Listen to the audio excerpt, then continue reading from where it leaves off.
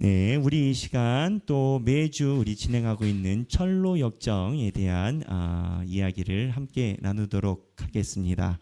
오늘 철로 역정에 관한 이제 전도자가 나타나서 그동안에 걸어왔던 크리스찬에게 전도자가 이제 메시지를 전합니다. 이 철로 역정에 등장하는 이 전도자는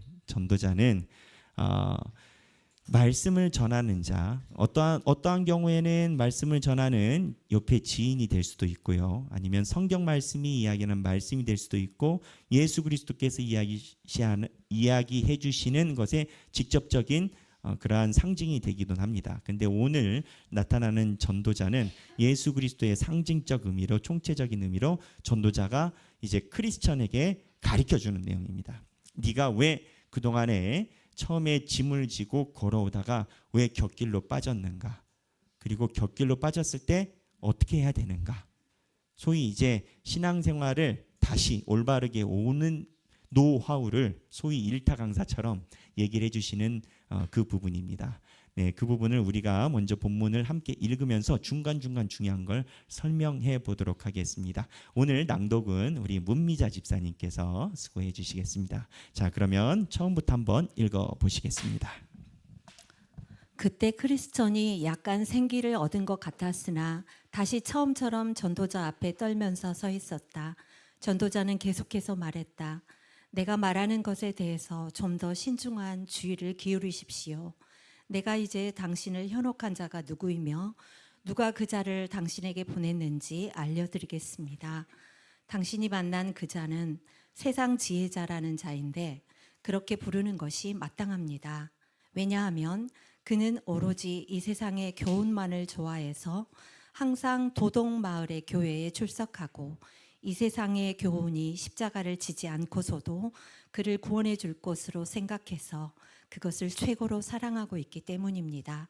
그리고 그 자는 그의 육신적 성질 때문에 자신의 올바른 길을 방해하려고 애쓰고 있습니다. 당신의 올바른 길을 방해하려고 애쓰고 있습니다. 지금 그 자의 권고 가운데 당신이 반드시 철저하게 거부해야 할 세 가지가 있습니다. 첫째, 당신을 바른 길에서 벗어나게 한 것. 둘째, 당신이 십자가를 꺼리도록 유도한 것. 셋째, 당신의 발걸음을 사망에 이르도록 인도한 것. 네, 일단 여기까지 한번 체크해보고 넘어가겠습니다. 이 전도자가 이제 하나님의 말씀의 상징이라고 했지 않습니까? 근데 크리스천이 중간에 미혹받은 존재인 세상 지혜자에 대해서 여기서 정의를 내려요. 그러니까는 쉽게 얘기하면 우리 신앙생활할 때 우리를 미혹해 하는 사람 존재들에 대해서 정의가 내리는데, 여기 보면 왜냐하면 그는 오로지 이 세상의 교훈만을 좋아해서 항상 도덕마을의 교회에 출석하고 이 세상의 교훈이 십자가를 지지 않고서도 그를 구원해 줄 것으로 생각해서 그것을 최고로 사랑하고 있기 때문이다. 그러니까 이 철로 역정에서 계속 강조를 하는 신앙의 그 미혹에 빠지기 쉬운 세상 지혜자에 대한 아주 예민한 부분을 계속 이야기를 하는 거예요. 세상 지혜자가 열심이 없는 게 아니에요. 그리고 율법에 대해서 헌신도 있고 정의도 있고 공의도 있고 자기만의 지혜가 있어요. 그래서 사람들이 볼 때 그 사람이 맞고 그 사람의 삶대로 따라가면 괜찮다라고 해요. 그런데 이 철로 역정의 존 번연이 지적하는 세상 지혜자에게 언제나 없는 게 하나가 있어요. 그게 뭐냐? 십자가를 절대 지지 않으려라는 거예요. 십자가를 절대 지고 싶지 않고 십자가가 나타나면 회피하고, 그래서 여기 보면 당신을 바른 길에서 벗어나게 한 것. 그냥 이제 고난의 길을 가야 될 때 조금 더 편한 길을 찾아요. 이 존 번연은 이 크리스찬이라는 사람이 신앙의 여정에 가면서 힘들고 어려운 일을 벗어나게 하는 것, 그게 이제 세상 지혜자의 것이라는 거예요. 두 번째, 당신이 십자가를 꺼리도록 유도한 것. 이제 비슷해 보이는데 조금 달라요. 길을 벗어난 것은 초반부터 아예 발을 빼버린 거고, 십자가를 꺼리도록 유도한 거는 가기는 가. 근데 힘들고 어려운 일만 나타나면 불편해. 그냥 꺼극꺼극 하는 거예요. 세 번째, 그래서 결국은 당신의 발걸음을 사망에 이르도록 인도한 것. 자, 그러면 여기에서 신앙생활에서 십자가가 무언가라고 정의를 할 때 십자가가 무엇이냐? 그 당시에 십자가가 무엇이냐? 내 삶에 대해서 이야기를 해요. 이때 존 버년이 철로 역정을 쓸 때만 하면 종교개혁이 일어나고 그 다음에 존 버년이 썼던 제가 갑자기 생각 안 납니다. 이 개혁교회의 종파가 일어날 때예요. 근데 이 개혁교회 종파가 일어날 때 어떤 일이 있었냐면 천주교에서 독립한 지 역사가 얼마 되지 않아서 천주교 안에서 좀 탄압이 있었고, 그리고 역사가 짧기 때문에, 역사가 짧으면 언제나 이 풍파에 약해요. 그렇기 때문에 초대교회에 나타난 것처럼, 바울의 초대교회에 나타난 것처럼 초기 종교개혁 때는 초대교회처럼 고난과 환란이 오면 그냥 배교하든지, 배교, 제가 지난번에 설명했죠. 초대교회는 원래 유대 교회였다가 예수를 믿은 사람들이 태반이었어요. 근데 고난과 환란이 오니까 다시 유대교로 넘어가는 사람, 배교하는 현상. 그 다음에 두 번째, 십자가가 나타나니까, 어려운 일이 나타나니까 교회 안에서 여러 가지 그걸 감당하지 못하고 심적으로 괴로워하는 일이 늘상 나타났어요.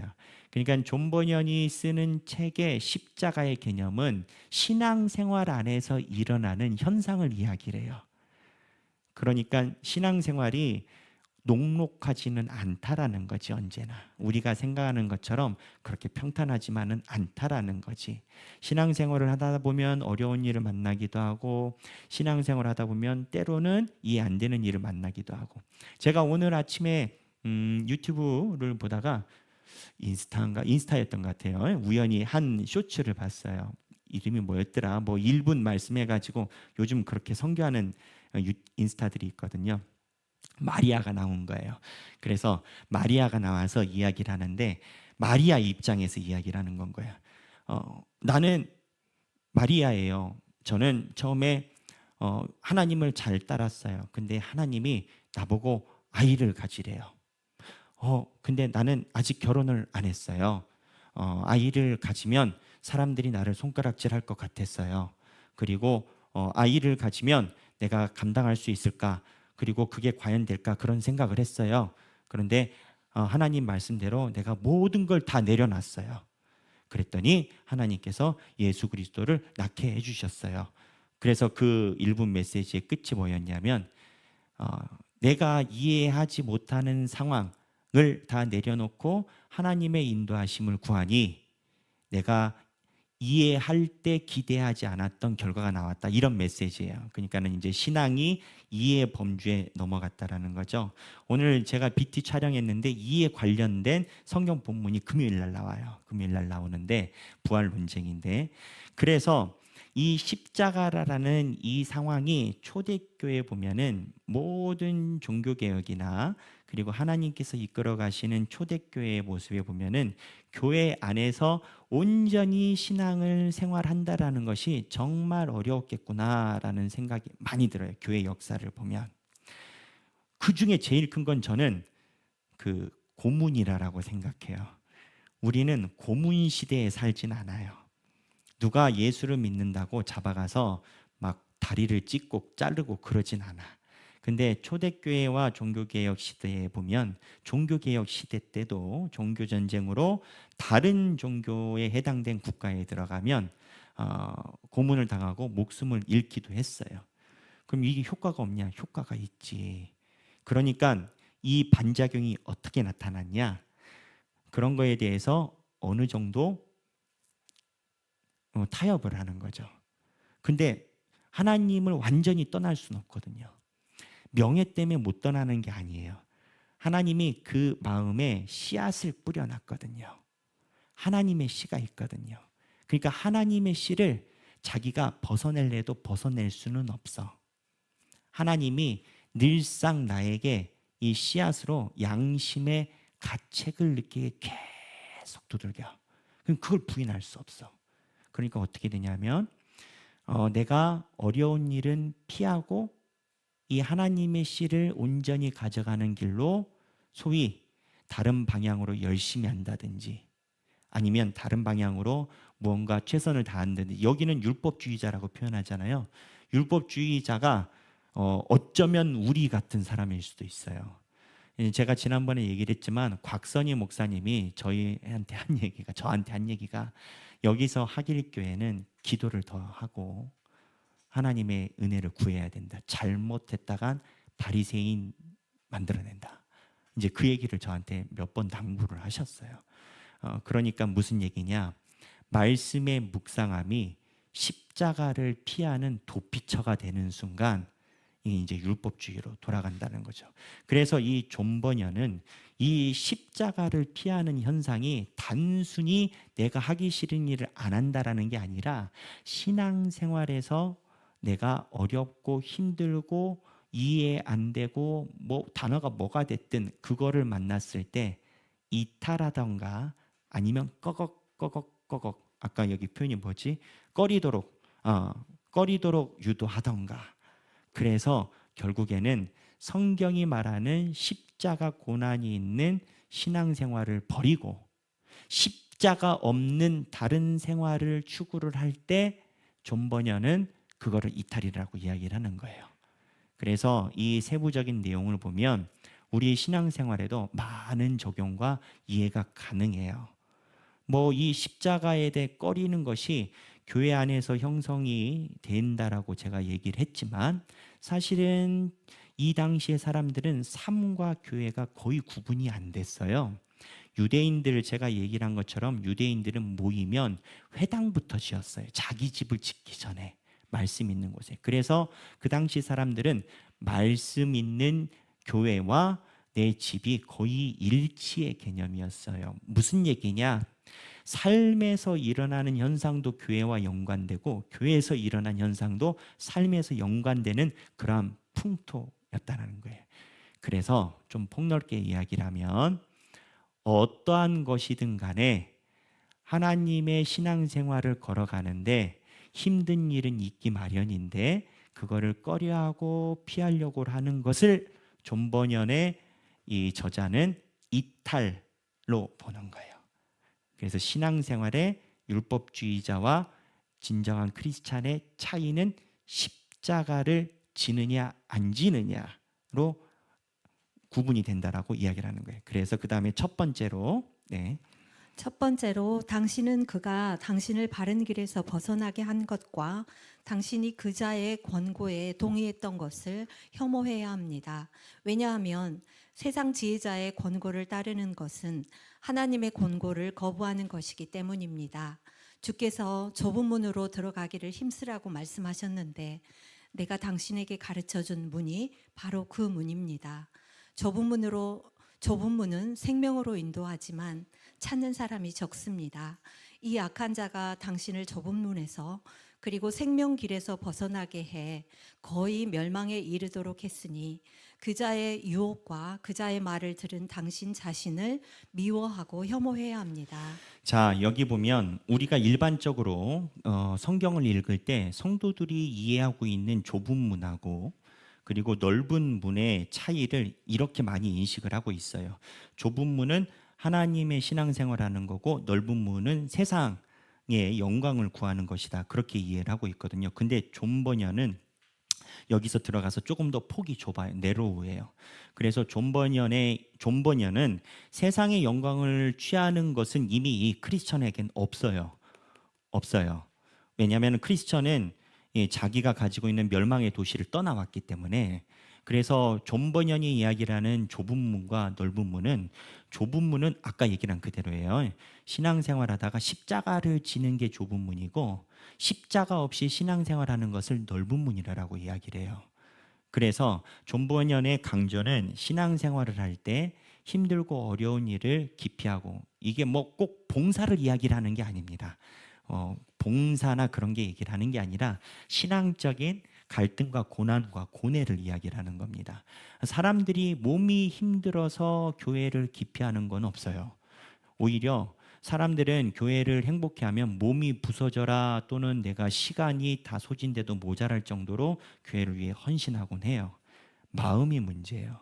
근데 이 마음이 불편할 때가 대부분 십자가인데, 그래서 이 존 버년의 개념에는 좁은 문은 십자가가 있는 신앙생활이고 넓은 문은 십자가가 없는 신앙생활이에요. 그래서 전도자가 이야기를 할 때 이거를 해결하려면 첫 번째로 당신은 그가 당신을 바른 길에서 벗어나게 한 것과 당신이 그자의 권고에 동의했던 걸 혐오해야 안 돼요. 그러니까 피해야 된다가 아니에요. 오히려 혐오하는 노력을 해야 된대. 왜냐하면 세상 지혜자의 권고를 따르는 것은 하나님의 권고를 거부하는 것이래. 그래서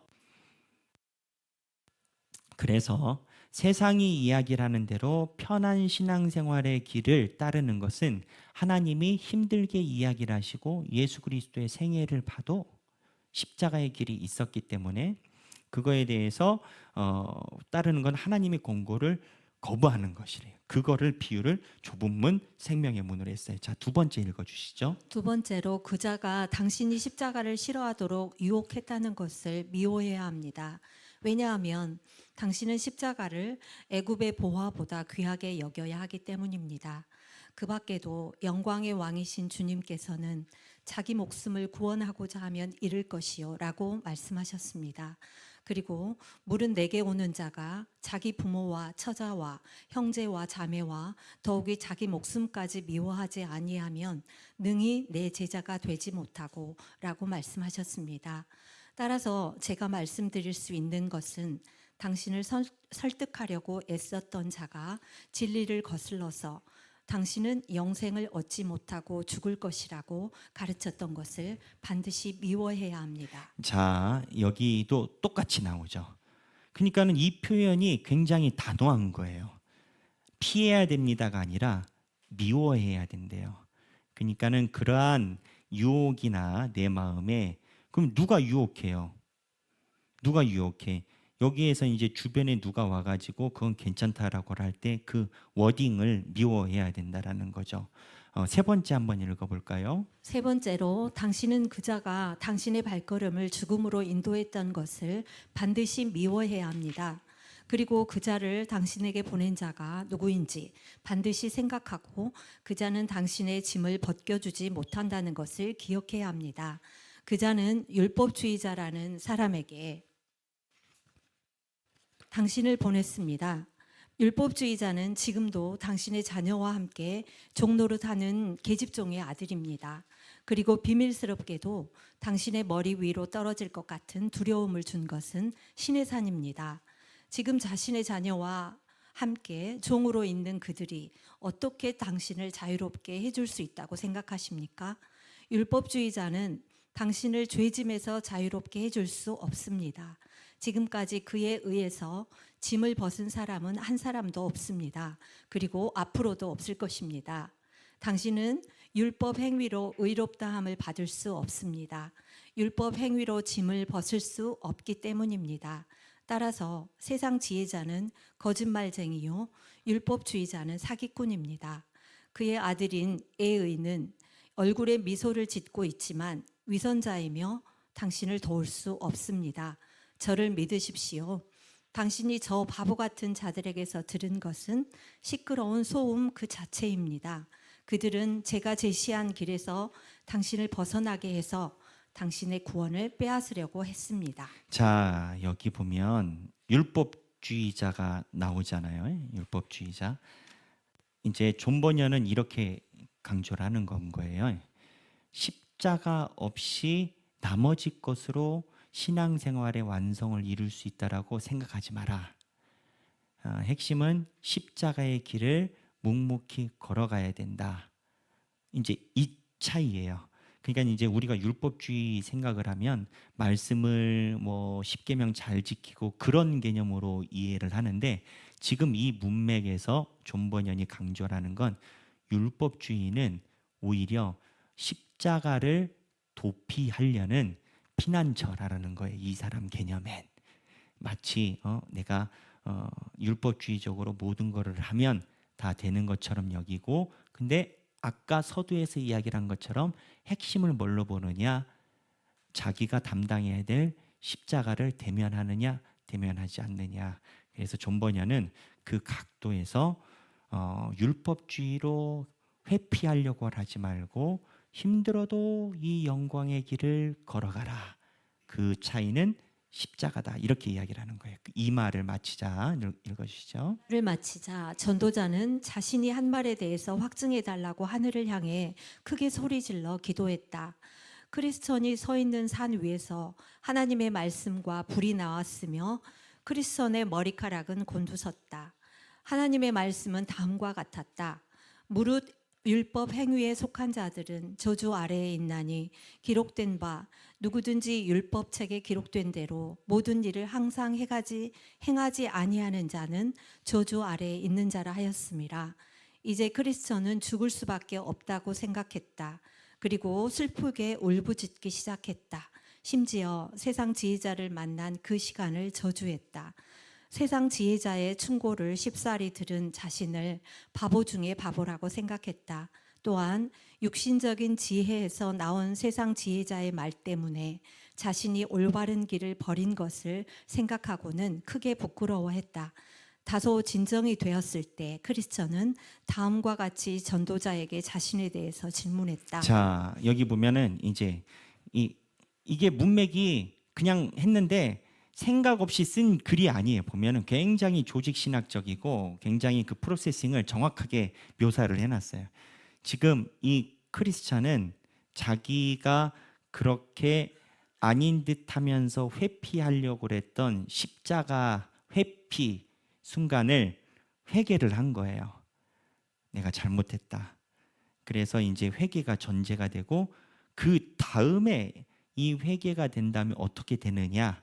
그 다음에 읽어주시죠. 60일. 크리스천, 선생님 어떻게 생각하십니까? 저에게 소망이 있습니까? 제가 지금 바른 길로 돌아가서 좁은 문으로 올라가도 되겠습니까? 아니면 이 어리석은 실수 때문에 구원의 소망을 포기하고 부끄러운 모습으로 고향으로 돌아가야 합니까? 저는 그자의 거짓 충고에 귀를 기울인 것을 후회하고 있습니다. 저의 죄를 용서받을 수 있습니까? 전도자, 당신은 두 가지 죄를 범했기 때문에 당신의 죄는 매우 큽니다. 선한 길을 버린 것과 금지된 길을 걸어간 것이 당신의 죄입니다. 그러나 좁은 문에서 문지기가 당신을 받아줄 것입니다.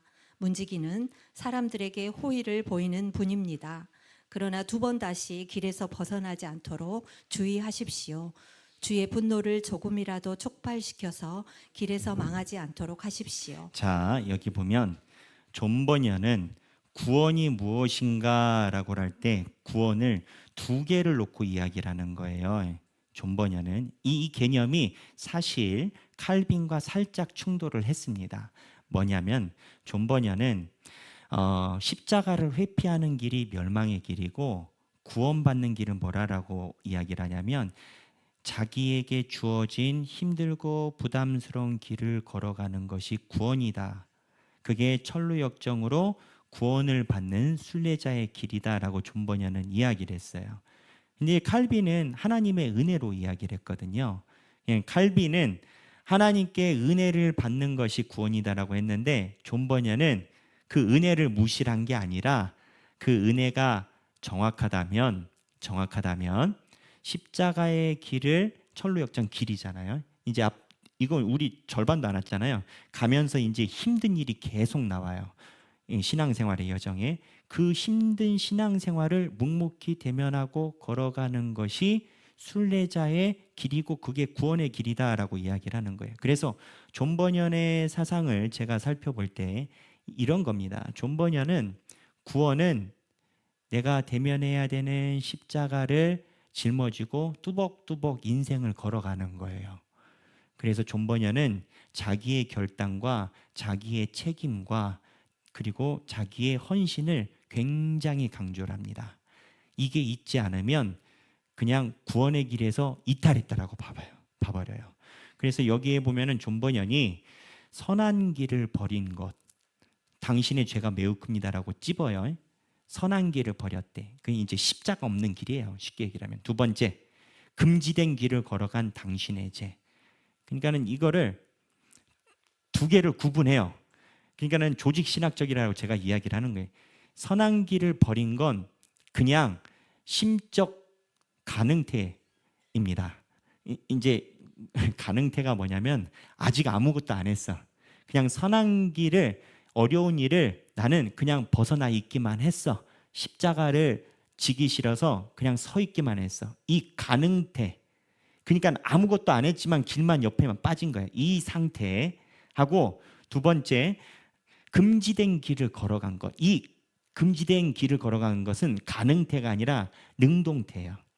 능동태는 자기가 벗어난 것에서 한 발짝 더 나가서 그게 맞다라고 정당화시키고 그 길을 주장하고 실천을 하는 거예요. 그 길이 뭐냐?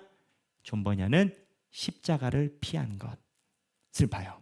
그래서 천루역정을 보면 모든 카테고리가 자기가 감당해야 되는 십자가의 노선에서 벗어나는 것이 구원의 여정에서 이격이고, 이 안에 들어올 때 결국에는 이 짐이 너무 무거웠는데 예수 그리스도가 십자가의 길을 걸어가고 있는 크리스천의 짐을 가볍게 해줘서 끝까지 잘 걸어갔더라가 이제 천루역정의 주 맥락이에요. 자, 그래서 그때 읽어주시죠. 그때 크리스천은 올바른 길로 되돌아갈 것을 굳게 다짐했다. 전도자는 크리스천에게 키스하면서 미소를 지었고 그에게 빨리 가라고 말했다. 자, 올바른 길이 뭐냐? 올바른 길이 뭐냐? 계속 반복적으로 얘기를 하지만 존 버년에게는 십자가가 있는 짐을 지고 걸어가야 되는 길이에요. 올바르다라면 올바르다라는 정의가 필요하잖아요. 올바름이 무엇인지도 대화를 여러 개 할 수 있지 않겠어요? 그래서 십자가의 길로 돌아가는 것을 존 버년은 올바른 길이라고 얘기를 해요.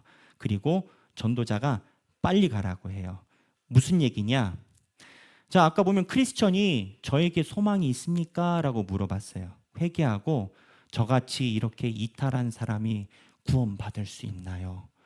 저같이 이탈한 사람이 다시 이 순례자의 길에 들어갈 수 있나요? 저처럼 실수한 사람이 다시 십자가의 길에 들어갈 수 있나요? 했더니 전도자는 뭐라고 얘기를 했냐?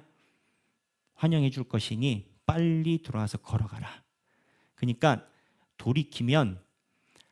돌이켜서 그 길에 돌아간다라고 하면 그에 대해서 계산하는 건 없어요.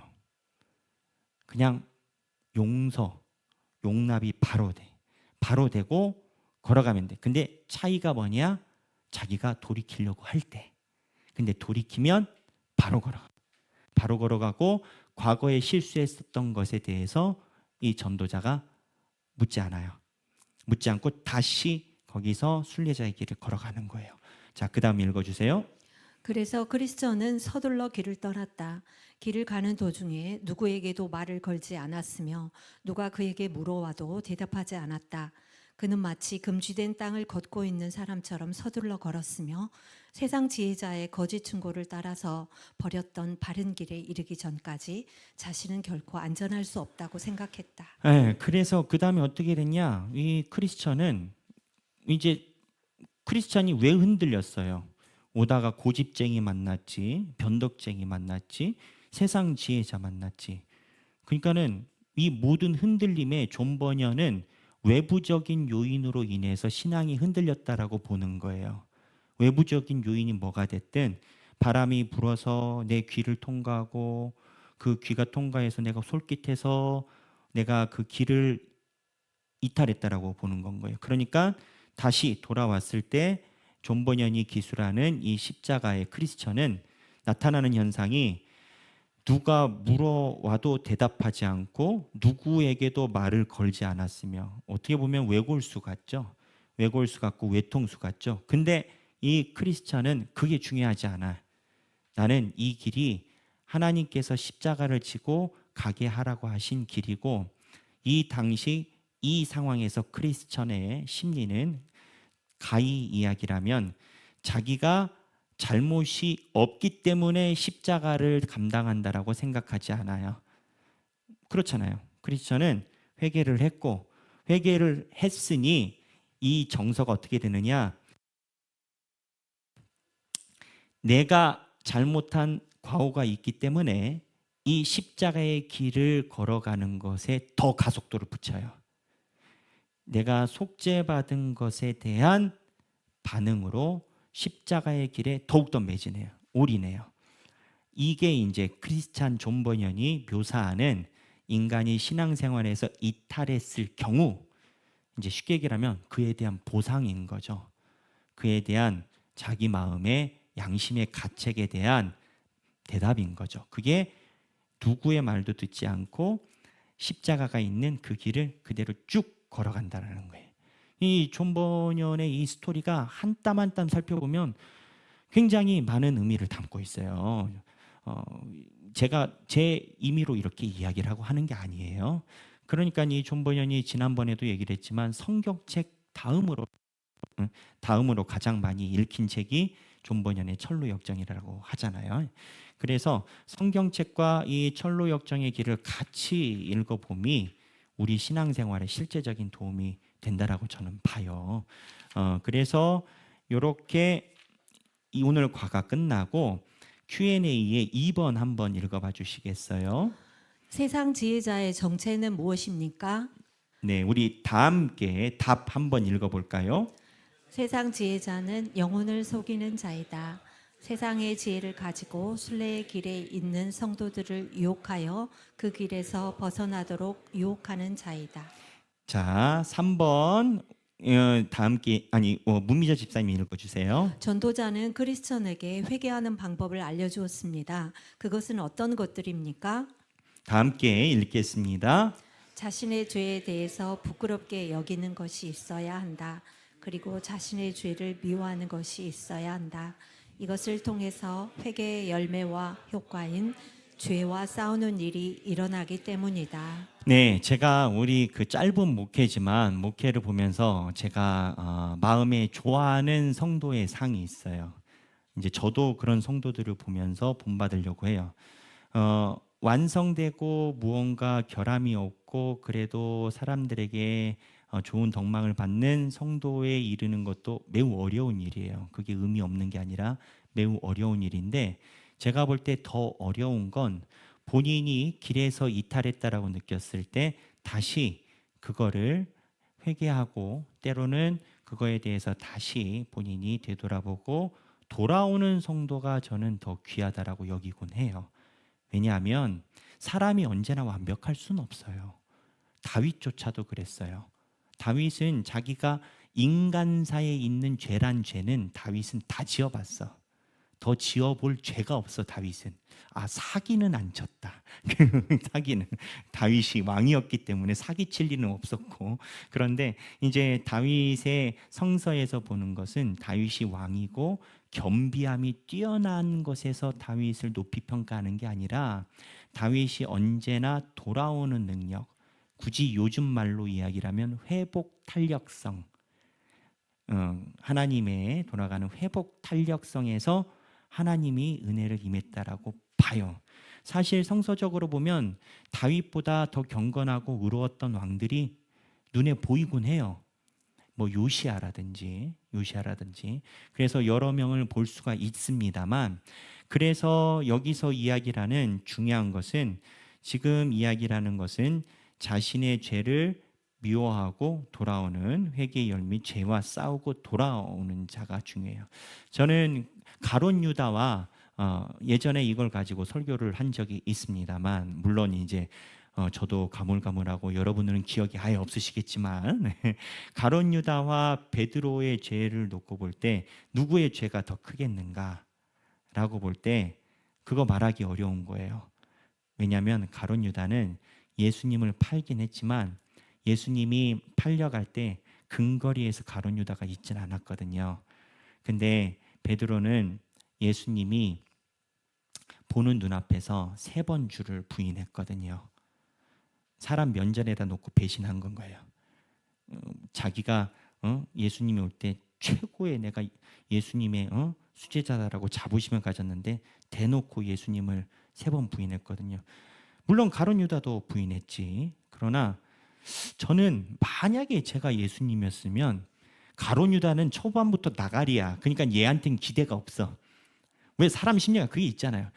기대도 없는 사람한테 한 대 얻어맞는 것은 뭐 별로 아프지도 않아. 원래 쟤는 그랬으니까. 예수님이 마귀가 들어간 거 초반부터 보셨으니까. 근데 베드로가 그런 거는 예수님에게 큰 상처였을 거라고 저는 생각을 해요.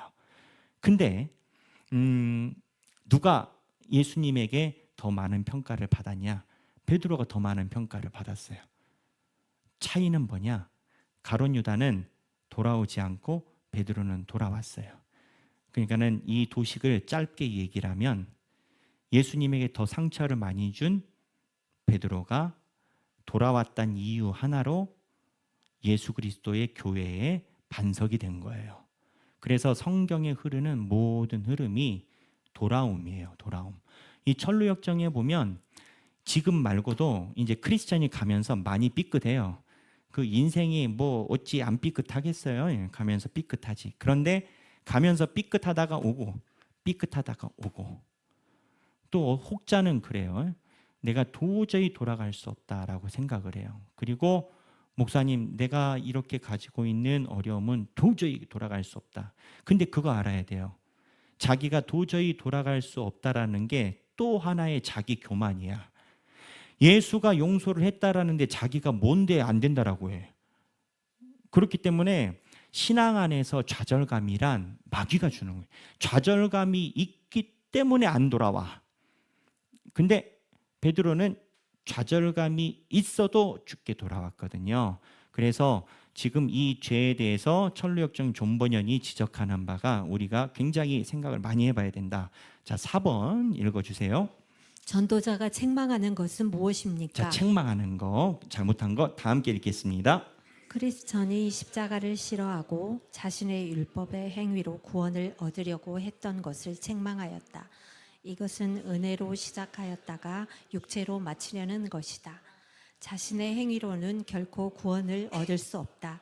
자신의 행위로 구원받으려고 시도했다는 것은 할 수도 없는 것을 하고자 했던 것이다.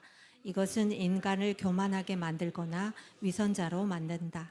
자, 인간을 교만하게 만들거나 위선자로 만든다. 아까 누차 설명한 핵심 키워드가 뭐냐? 존버냐는 십자가예요.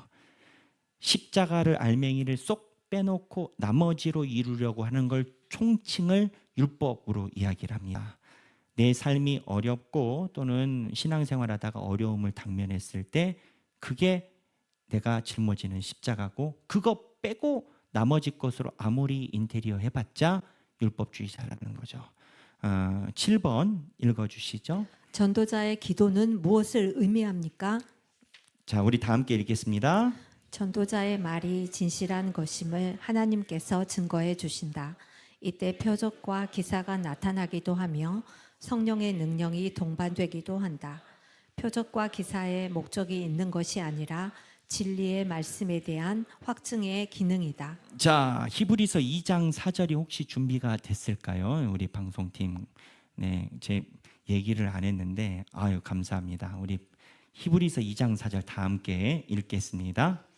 하나님도 표적들과 기사들과 여러 가지 능력과 및 자기의 뜻을 따라 성령에 나누어 주신 것으로서 그들과 함께 증언하였느니라.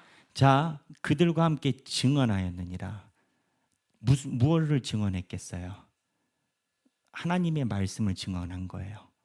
성경의 증언은 하나님의 말씀밖에 없죠. 그러니까 능력과 뜻과 기사가 하나님의 말씀을 증언했어요. 그래서 다시 7번으로 오면 기도가 뭐냐? 그러니까 이거 알아야 됩니다. 기도에 대한 응답의 타당성을 어디에서 얻냐? 뭐 솔직히 얘기를 해서 뭐 누가 이야기를 했는데 갑자기 뭐 내가 로또를 맞고 싶었는데 지나가다가 어떤 사람이 꽁돈이라고 10만 원짜리 밥을 사줬다. 주여 로또에 준하는 무언가를 얻은 이거 아니고 기도의 응답은 진리의 말씀에 대한 확증의 기능이에요.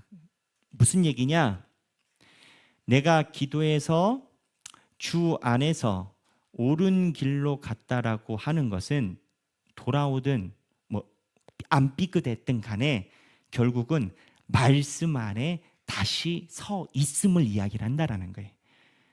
그러니까 기도에 대한 응답은 내가 주님이 주시는 말씀 안에 오롯이 다시 서 있는 그 자리가 진리의 자리라는. 근데 이게 묘하게 출발은 자기가 그러할 것으로 예상하고 시작은 했는데 열매적으로 봤을 때 자기가 볼 때도 하나님의 말씀에 의해서 충돌되는 경우가 많아요. 그러니까 내가 그거를 노리고 한 건 아니에요. 처음에 하나님의 말씀을 생각해서 신앙의 여정을 걸었는데 열매를 놓고 보니 하나님의 말씀을 갖다 댔을 때 내 마음에 너무 힘든 거지. 그러면 철로역정 어떻게 하라고 하는 거예요? 다시 돌아오라는 거지. 그러니까는 말씀에 힘드냐 안 힘드냐가 말씀에 대해서 확증이 되느냐 안 되느냐가 내가 기도에 대한 응답이 올바르냐 맞냐는 거예요. 나한테 잘 되고 안 되고 그 의미가 아니에요. 기도에 대한 결과는 하나님의 말씀에 입각했을 때 주께서 기뻐하시냐. 내가 뭐 부동산을 가든 내가 사업을 하든 요즘 주식이 뭐 올라갔다 내려갔다 하니까 투자를 하든 뭐 하든 그 결과에 대해서 기도해 가지고 기쁨을 얻는 것이 하나님의 말씀에 대한 서 있음에 대한 확증을 받아주느냐. 그게 이제 중요하다라는 거죠. 자, 10번 읽어주세요. 전도자의 또 다른 기능은 무엇입니까? 다 함께 읽겠습니다. 복음 사역자의 주요한 기능 중에 하나는 경계하는 것이다. 그래서 성도들로 하여금 영적으로 주의를 기울이게 만드는 것이다. 그래서 이 전도자는 아까 총체라고 이야기를 드렸잖아요. 성경 말씀도 되고 주변에 말씀 전하는 목사님이라든지 또는 말씀을 권면해 주는 교우도 되겠어요. 바르게 서 있다면 그 기능이 뭐냐?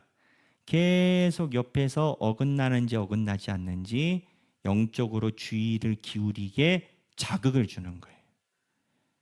하나님의 길에 십자가의 길에서 어긋나지 않게 자극을 주는 거예요. 그래서 좋은 교회는 마음이 평안한 교회가 아니고 좋은 교회는 하나님이 기뻐하시는 길에 가게끔 되는 교회가 좋은 교회예요. 그 십자가에 달리면서 마음이 평안하면서 십자가에 달리면 좋겠는데 순교하는 자가 마음이 편하겠어요? 그러니까 우리가 가지고 있는 기도의 감별법으로 보면 순교자들은 아무도 응답을 못 받은 거고 죽기 전에 마음이 평안하기가 쉽지 않잖아요. 근데 그 차이가 뭐냐? 하나님이 원하시는 그 길에 우리가 결론을 가지고 있는가 없는가. 그거를 옆에서 시시톨톨하게 해주는 성경 말씀과 기타 등등의 작용이 이거라는 거예요. 저는 누차 강조를 하지만 우리 하길교회는 말씀을 중요하게 여깁니다. 그리고 우리 교인들이 가끔은 제가 볼 때 좀 지나서 면담을 해봐야 될까라고 생각할 때 주여 하고 기도하면 어느 순간 또 본인의 스탠스가 달라져 있는 경우를 보곤 해요. 근데 나중에 이야기를 나눈다 보면 성경 말씀을 보다가 본인이 그 마음이 들어서 생각을 달리했다라고 이야기를 하는 경우가 많아요. 제가 뭐 여러분들 중에 누구 하나 들으라고 BT를 하겠어요. 저도 정신이 하나도 없고 성경에서 벗어나면 안 되니까 그냥 있는 그대로 분해해서 연구해서 정통에서 벗어나지 않게 전할 뿐인데 그러한 사정과 관계를 느낄 때마다 제 마음속에 느끼는 거는 말씀이 역사하셔야 되고 말씀이 역사하는 교회가 생명력이 있는 교회다. 그리고 그 증거는 성도들이 모든 사안을 분별하고 그 안에서 자기의 삶의 자리를 정할 때 말씀에서 무언가를 느끼는 교회, 그 교회가 행복한 교회다. 저는 그렇게 생각해요. 그리고 11번 한번 읽어주시죠. 크리스천이 책망을 달게 받고 회개한 증거는 무엇입니까? 자, 다 함께 읽겠습니다. 다시 순례의 길로 돌아가기까지 전념하였다. 더 이상 유혹을 받지 않기 위해서 그는 영적으로 부지런하였다. 그러니까 올바른 길이 순례의 길이에요. 이 순례가 무슨 의미예요, 여러분? 순교자의 길 그런 의미 아닙니까? 편안한 길을 순례의 길이라고 얘기를 하지 않죠. 그 요즘에 뭐 저는 한 번도 안 가봤는데 그 우리 교인들 아시려나 그 전 소문 들었는데 진흙으로 이렇게 걸어가는 길을 해서 거기 맨발로 걷고 이렇게 건강 차원에서 걷는 그런 길이 유행이래요. 유행이 지났나? 하여튼 저는 좀 지났어요. 아, 지났대요. 그럼 이 진흙 아니고 딴 걸로 바뀌었을까? 이제 어쨌든 그런 건강길 같은 게 있잖아요. 건강길을 걸어가는 것을 사람들이 보면서 황토길, 황토길이군요. 이제 저만 몰랐습니다. 황토길. 그 황토길을 걸어가고 있는 것을 사람들이 순례의 길을 걷는다라고 얘기하지 않잖아요. 황토길을. 근데 어디 뭐 수도원이라든지 이런 데 가보면 순례자의 길이라고 세팅해 놓은 데 가보면요. 일단 별로 순탄하지 않아. 그냥 험하고, 그리고 이렇게 가는 길을 그렇게 상징적으로 해놓거든요. 그게 무슨 얘기냐? 존 버년이 계속 강조를 하는 것은 순례의 길은 어렵고 자기가 부담스럽고 힘든 일을 당면할 것이고, 신앙이라는 건 그 일을 당면할 때 그것을 감당해서 걸어가는 것이다를 계속 이거 끝날 때까지 얘기를 해요. 그래서 오늘 문미자 집사님 너무 수고하셨고 큰 박수로 격려해 주시고, 저희 교회, 우리 하길교회가 하나님의 은혜 속에 순례자가 되기를 소망하는 성도들이 모이는 교회면 좋겠다. 저희가 사실은 현대적인 예배를 추구하고 또 우리가 많이 예배를 드리기 위해서 많은 노력을 하는 교회예요.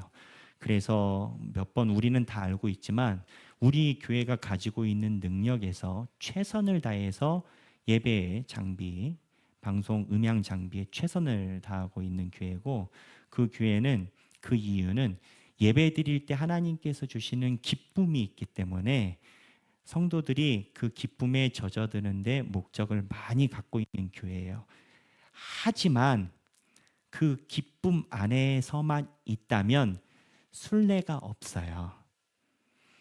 하나님의 기쁨은 하나님께서 우리에게 주신 순례의 길을 걸어가기 위한 일종의 주유소예요. 주유소.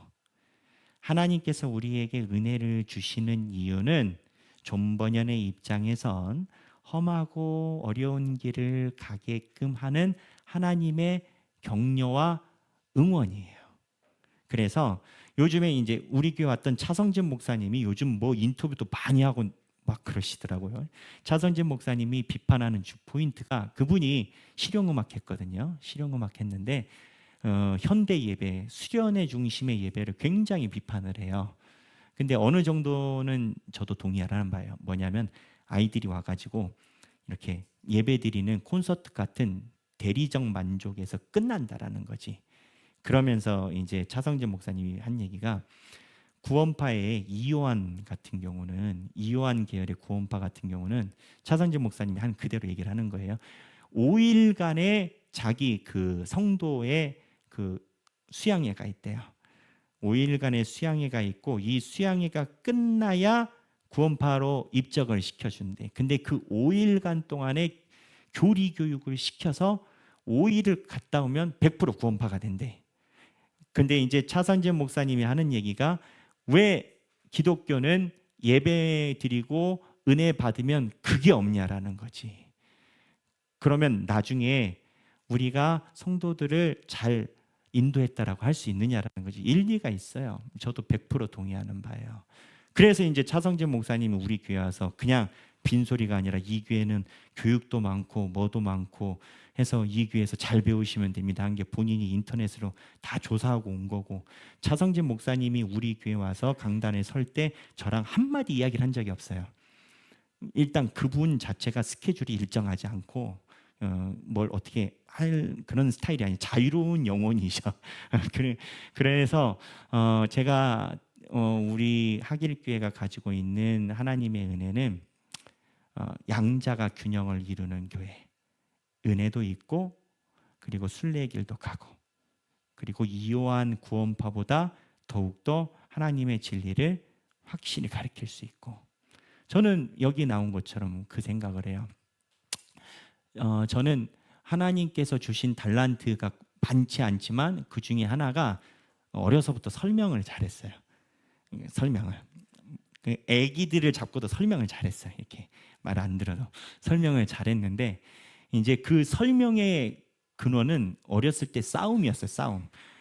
그 교회 친구들이랑 싸우면서 말싸움을 엄청 많이 했거든요. 그냥 이 어렸을 때 이 말싸움의 전투력이 그 토론의 전투력이 됐다라고 난 생각을 해요. 솔직히. 그래서 이 설명을 잘하는데 하나님께서 저에게 공부를 하게 기회를 주셨고 사실은 공부를 하고 싶어도 공부를 하지 못하는 가난한 목사님, 전도사님들이 너무 많고 실력이 있어도 유학 가지 못하는 그 마음이 언제나 꾸민 그런 분들이 많은데 하나님이 저를 뭘 이쁘게 보셨나 그 은혜를 주셔서 저는 이 교인들이 제가 강단에서 내려오는 죽는 그날까지 잘 설명을 해서 가르쳐야겠다.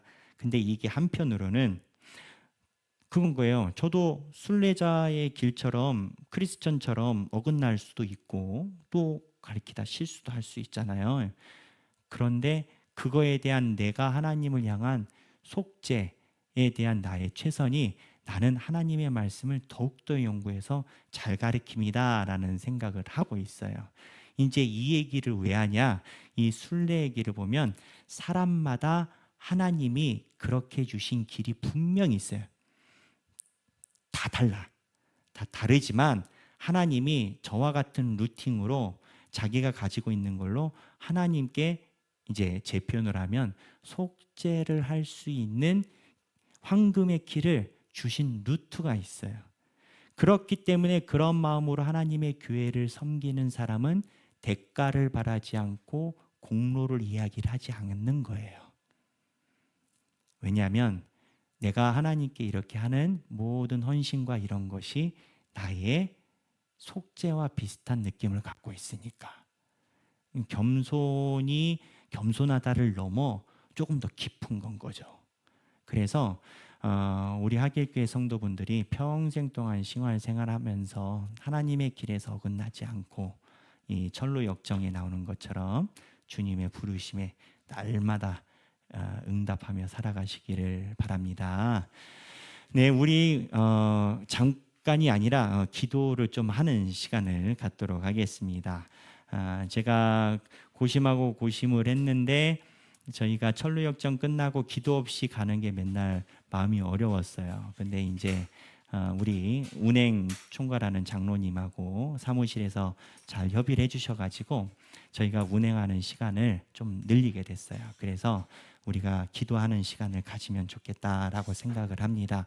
우리 찬양을 하나님께 올려드리겠습니다. 주가 보이신 생명의 길입니다. 다 아시는 우리 찬양 드리고 함께 기도하도록 하겠습니다.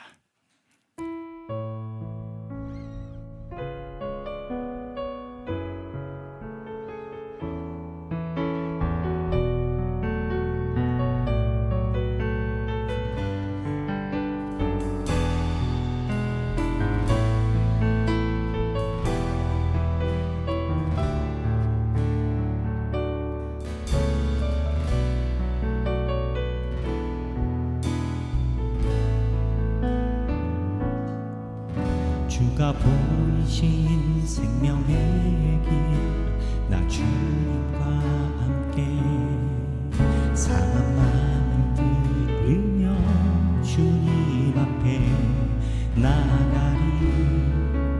나의 의로움이 되신 주 그 이름 예수, 나의 길이 되신 이 이름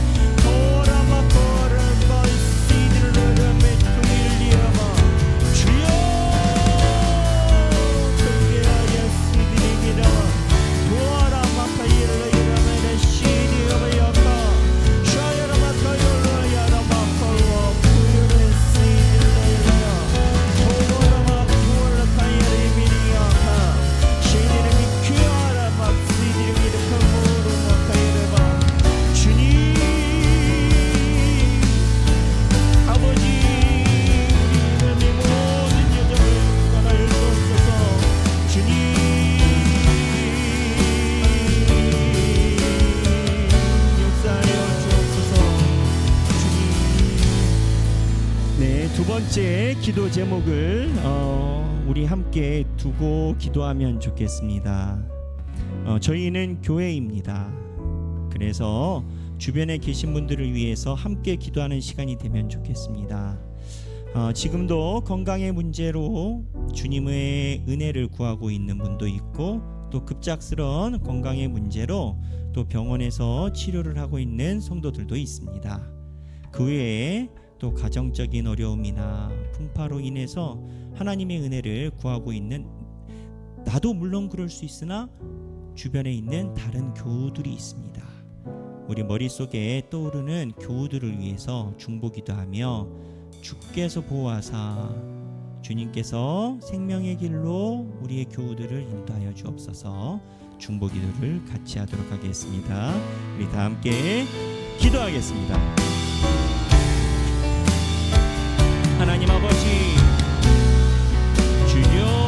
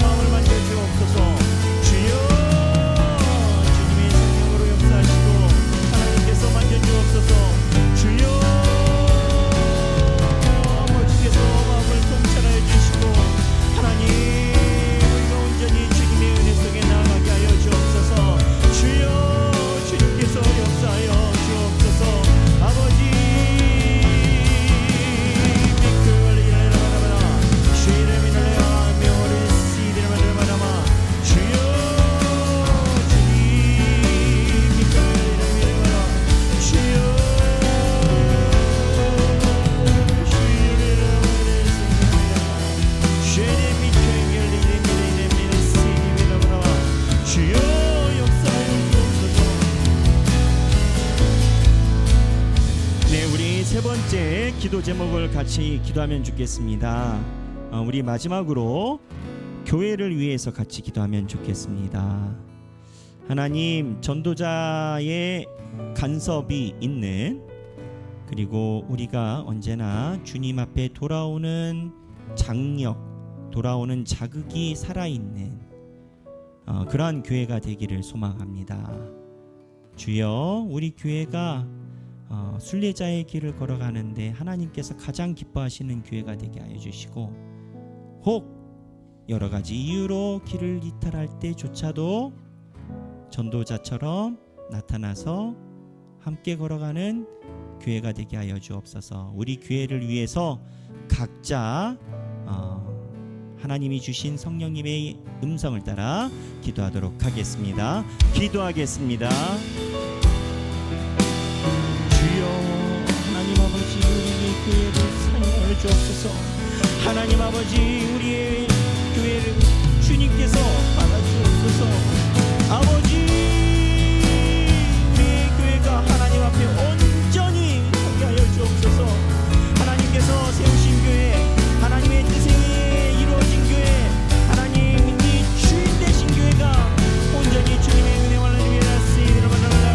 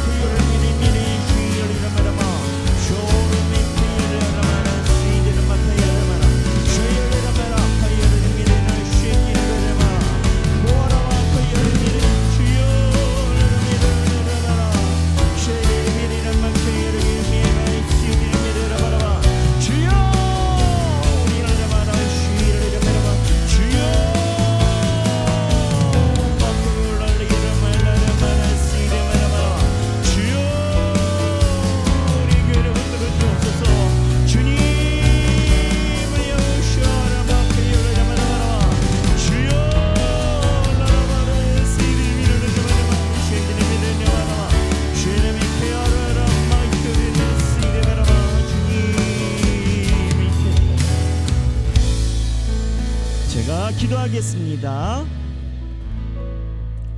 하나님 아버지 감사합니다. 우리가 주님의 음성을 들을 수 있도록 불러주시고 우리의 마음을 붙들어 주셔서 이렇게 평일 수요일에도 주님의 전에 오게 하시니 감사합니다.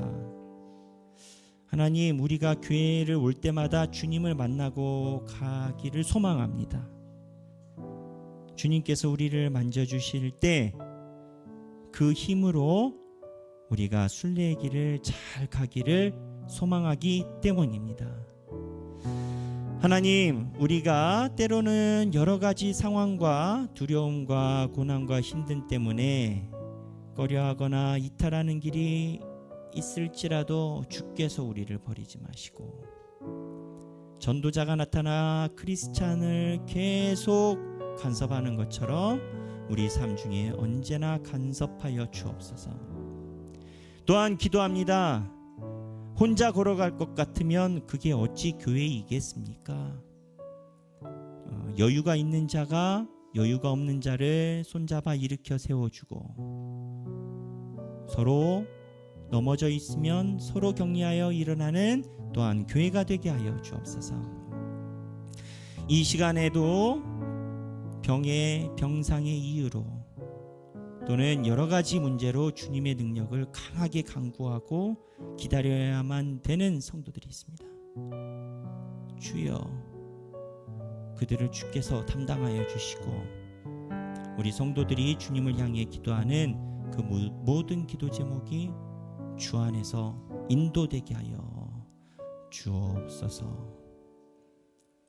이제는 우리 주 예수 그리스도의 은혜와 하나님 아버지의 극진하신 사랑과 성령님의 감동감화 교통하심이 주님을 믿고 살아 역사하시는 성령님을 믿기에 주님의 인도하심과 성령님의 돌보하심을 간구하며 순례의 길을 걷기 원하는 사랑하는 모든 주님의 백성들 머리 위에 지금으로부터 영원토록 함께 계시길 성부와 성자와 성령의 이름으로 간절히 축원하옵나이다. 아멘.